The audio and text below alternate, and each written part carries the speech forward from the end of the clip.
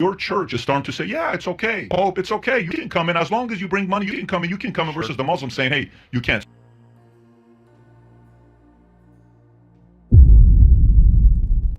Assalamualaikum warahmatullahi wabarakatuh, sahabat Islam semuanya. That when I talk to a lot of the youngins, that argument is a good argument to say, if you are going to be conservative, if you are going to be a Christian, well, your church is starting to say, yeah, it's okay. Pope, it's okay. You can come in as long as you bring money. You can come in. You can come in. Versus the Muslims saying, hey, you can't.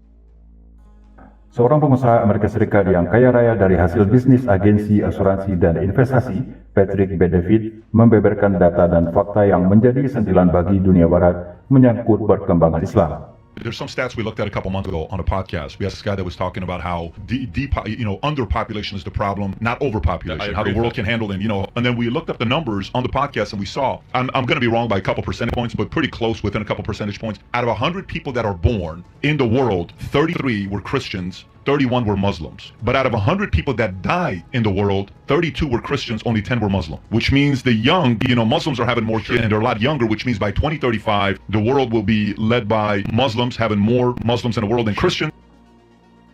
David yang juga mengelola channel YouTube Valuetainment itu menyebutkan bahwa Islam saat ini memang jauh lebih menarik perhatian bagi masyarakat Barat ketimbang aneka propaganda Western. And why do you think that message? Because a lot of times you see that message and all you think about is, well, the first thing we think about is just a Muslim extreme. I mean, every Muslim is a Muslim extremist, which is not. It's a smaller sect of the majority. But if the messaging, what are they doing that their messaging is more attractive? Were NBA players, football players, Hollywood. Some people are starting to say, well, I'm kind of going to lean towards this than Christianity today.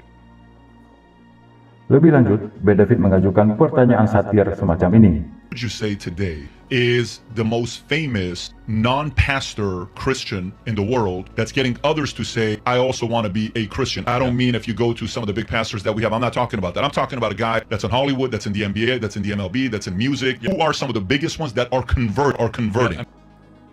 Muslim saat ini dalam posisi yang sangat lemah. Alasannya karena sulit bersatu, dipersekusi di mana-mana dan selalu menjadi kambing hitam.